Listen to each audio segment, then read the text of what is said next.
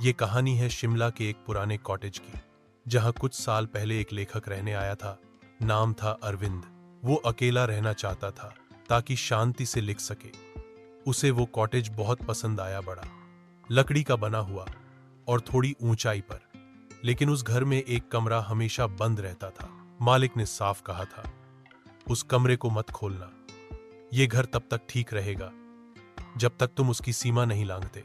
अरविंद ने सोचा, मालिक बस डरा रहा है या कोई निजी सामान रखा होगा। कुछ दिन तक सब ठीक चला, लेकिन फिर हर रात उस बंद कमरे से आवाजें आने लगी। कभी कोई फुसफुसाहट, कभी जोर से दरवाजा खटकता, कभी किसी औरत की हंसी। वो डर तो गया, लेकिन लेखक था, उत्सुकता बढ़ी। एक रात उसने हिम्मत की, हाथ में टॉर्च ली और कमरे के पास गया। आवाजें अब बिल्कुल साफ थी। क्यों आ गए? कहा था मत आना। अरविंद ने दरवाजा खोला। कमरे में घुप अंधेरा था। दीवारें सड़ी हुई और फर्श पर पुराने खून के धब्बे।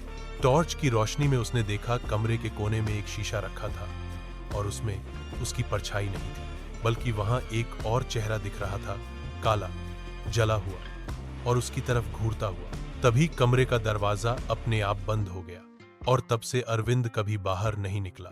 लोग कहते हैं शिमला के उस कॉटेज से अब भी हर रात टाइपराइटर की आवाज आती है, लेकिन अंदर कोई नहीं रहता।